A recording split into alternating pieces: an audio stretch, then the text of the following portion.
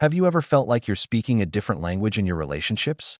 Like you're following the rule book, but the connection just fizzles? You're not alone. There's a hidden layer to human connection, especially when it comes to understanding desire, that most people never learn to see. It's less about what's said and more about what's communicated in the silence, in the space between words. This isn't about manipulation. It's about perception. And mastering this perception changes everything. Before we dive in, if you're finding this content valuable, do us a solid, smash that like button right now. It helps more than you know. And subscribe to stay with us on this journey. We're just getting started. The unspoken dialogue. We live in a world obsessed with words. We negotiate with them, we promise with them, we declare our feelings with them. But what if the most important conversations in our intimate lives happen without them? There's a concept explored decades ago by researchers like Leon Festinger that looks at the gap between what people say they believe and what their actions reveal. This internal conflict often plays out in how desire is communicated. Often, words become a smokescreen for deeper, more primal needs that feel too vulnerable, too intense, or too ingrained to articulate directly. This is particularly nuanced. From a young age, many are socialized in a way that indirectly discourages overt expressions of certain desires. The result?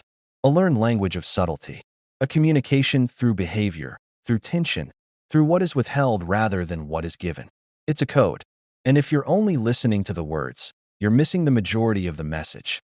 You're living in a delayed translation, always one step behind the emotional reality of the moment. This matters more than your job title, your car, or any superficial metric of success.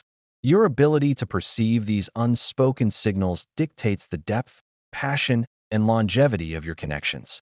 It's the difference between creating a spark and tending a lasting fire. It's the difference between being someone she is genuinely drawn to and someone she merely agrees to be with. The architecture of attraction. For a moment, let's think about the nature of genuine, magnetic attraction. Does it feel like a comfortable, predictable routine? Or does it feel more like a current of energy, something dynamic, slightly unpredictable, and alive? Behavioral research into human sexuality has revealed fascinating insights.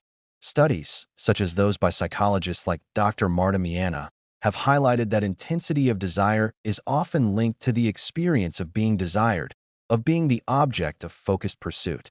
Meanwhile, anthropologist Helen Fisher's work using brain imaging showed that romantic attraction activates brain regions associated with craving and motivation, the same areas linked to pursuit and reward, more so than just calm, affectionate attachment. This isn't a bug in the system, it's a feature. Modern dating culture often tries to sanitize this, to make everything safe, polite, and verbally negotiated. But the underlying human nervous system, shaped over millennia, still responds to certain timeless cues. It responds to polarity, to dynamic tension, and to the mystery of the unknown. Think of it like this. Many spend their days swimming in a sea of decision-making, social management, and constant control. When they come home to a relationship, another round of committee meetings is the last thing they want. There's a profound relief in being able to, at times, relinquish that managerial role, not into chaos, but into the hands of someone whose calm, assured presence makes it feel safe to let go. This is the course so many miss. It's not about being domineering or loud. It's about a quiet confidence that allows another person to relax out of their own head. If you're taking notes, drop a "fascinating" in the comments below. Let's see who's paying attention. With that foundation, let's explore specific patterns of behavior. These aren't tricks or scripts. They are principles of human dynamics that, when understood, can transform passive interaction into magnetic connection. Here are 6 powerful behavioral keys. 1. The confidence to lead, without a committee vote. There's a profound difference between aggression and leadership. One imposes through force, the other guides through certainty. What is often deeply appreciated is the latter, the ability to make a decision, to hold a direction, and to navigate moments without turning everything into a negotiation. Imagine a crowded room. A hand rests gently on the small of a back, not pushing, but guiding with assurance. A decision is made. We're going this way. Or, I've got us a table over here. It's not dismissive, it's decisive. In that moment, the relentless mental load of micro-choices pauses. There's a relief in not having to be in charge for once. This is crucial. The moment this has to be verbally requested, why don't you ever just take charge? The dynamic is already broken. The request itself turns the act into following an order, which lacks the authentic, intuitive quality that makes it meaningful. It's about reading the context, sensing the need, and moving with a calibrated boldness. It signals, I see you. I've got this part, you can rest. 2. The end of perpetual permission seeking. This is a silent killer of chemistry. The constant, anxious checking in. Is this okay? Can I kiss you? Do you want me to? While born from a place of wanting to be respectful, it often has the unintended effect of turning a potential moment of connection into a clinical transaction. It substitutes intuitive, physical conversation for verbal bureaucracy. This isn't about bypassing consent. Consent is the absolute bedrock. But established consent within a dynamic is about trust and attunement, not a step-by-step verbal contract. It's about building a connection where you are so present that you can read nonverbal signals. A look held a second too long, a slight lean in, a change in breath. Psychologists like Terry Conley have explored the prevalence of fantasies involving consensual relinquishment of control, highlighting a common desire to, at times, escape the burden of constant choice and be swept up in a moment. When you replace hesitant questioning with confident, attentive action, the entire frame shifts. She stops feeling like your guide or your safety supervisor and starts feeling like she is simply with you. The dynamic moves from teacher-student to partner-partner. That shift is electric. 3. The strength to hold your frame. Tests are not about games or meanness. They are a natural, often subconscious, stress test of character. When a challenging comment is made, when a boundary is gently pushed, it's often a probe to see what lies beneath the surface. Is this confidence solid, or is it a performance that crumbles under slight pressure? The most common failure here is immediate collapse or appeasement. A sharp comment is met with a flustered apology. A moment of distance triggers panicked overcommunication. This reaction, while aiming to restore harmony, often has the opposite effect. It signals that your center is external, dependent on their immediate approval. It shows you can be emotionally knocked off course easily. The work of renowned relationship researcher John Gottman found that couples who engage in healthy conflict, where both maintain their integrity and respect, have stronger relationships. The goal isn't to avoid the test, but to meet it with calm, unshakable presence. You don't react defensively. You don't crumble. You listen, you acknowledge, and you hold your ground with kindness. That immovability isn't stubbornness, it's stability. And nothing feels more safe, ironically, than someone who cannot be easily destabilized by mood or moment. This is a game changer. If you agree, share this with a friend who needs to hear it. 4. The maintenance of mystery. Fire needs oxygen. Desire needs space. The fastest way to extinguish a spark is to become a completely open book in the first act. Sharing every insecurity, every childhood wound, every detail of your daily life in a desperate bid for closeness often creates something else, predictability. And predictability is the cousin of boredom. Esteemed psychotherapist Esther Perel speaks brilliantly about this paradox. Intimacy and desire are related but different forces. Intimate is, I know you deeply. Desire often whispers, I wonder about you. The couples who maintain a vibrant charge are often those who preserve a sense of individuality, a private internal world, independent pursuits, thoughts that aren't immediately shared. This doesn't mean being secretive or cold. It means being a whole, complex person outside of the relationship. When asked, what are you thinking? Sometimes the correct, authentic answer is nothing, or just pondering something for work. Not every mental process needs to be translated and served up. That private reserve, that slight, healthy distance, is what keeps curiosity alive. It's what makes someone lean in to learn more, rather than feel they've already read the last page. 5. The primacy of purpose. This sounds counterintuitive, but it is perhaps the most powerful magnet. While appreciation is shown for time and attention, what the human psyche is often most drawn to is a person engaged with something larger than the relationship itself, a mission, a craft, a purpose, a passion. From an evolutionary psychology perspective, as explored by researchers like David Buss, Traits like ambition and competence are attractive because they signal an ability to navigate the world and provide resources.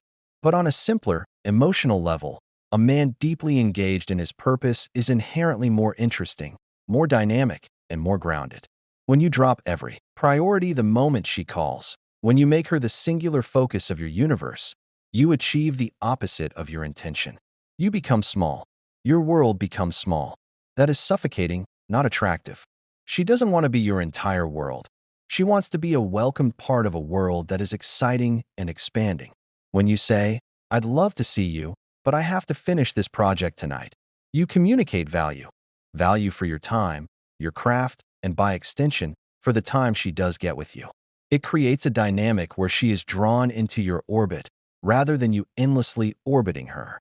6. The power of the graceful exit. Timing is an art. Most people, when they feel a good connection, cling to it. They prolong the conversation until it runs dry. They extend the date until exhaustion sets in. They fear that if they leave, the magic will disappear. In reality, the reverse is true. Lingering often kills the very magic you're trying to preserve. Behavioral science points to the peak end rule. We judge experiences largely based on their peak moment and how they end.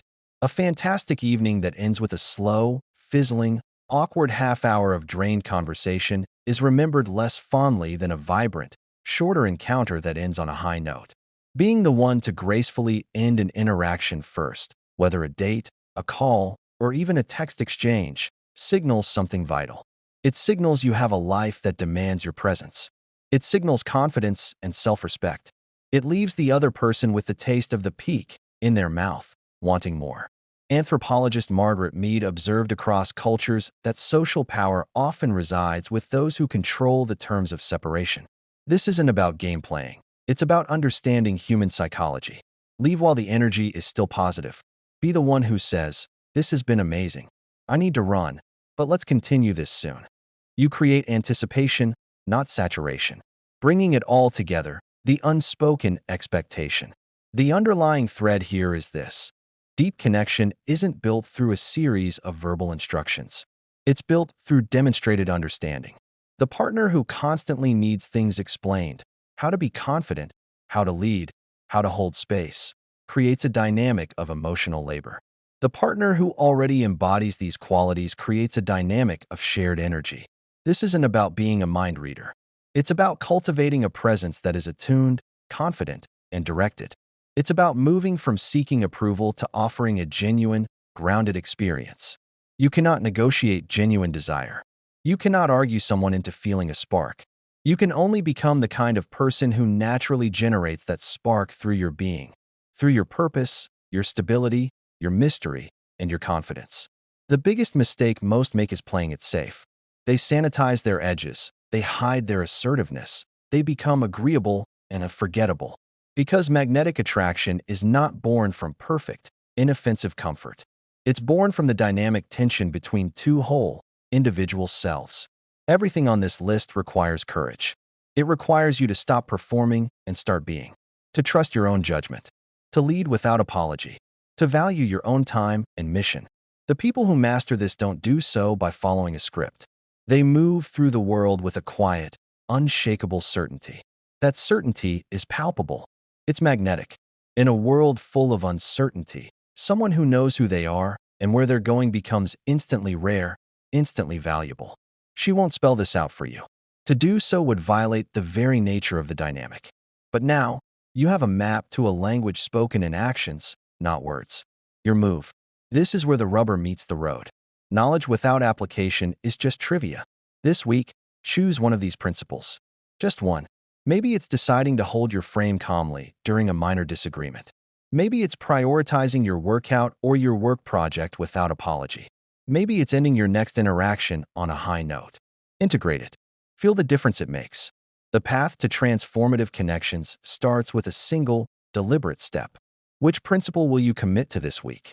Tell me in the comments below. I read every single one. If this resonated with you, if it clicked something into place, then your next steps are clear. Like this video right now to help this message reach others who are stuck in the world of words. Subscribe and hit the notification bell because we deconstruct topics like this every week, giving you the tools not just to know, but to do. And most importantly, share this with someone in your life, a brother, a friend, a teammate, who needs to see beyond the obvious. Because real change happens in community. The choice, as always, is yours. You can close this and return to the same patterns. Or you can start the work of becoming the most grounded, purposeful, and magnetically authentic version of yourself. The version that doesn't just ask for connection, but naturally creates it. I'll see you in the comments.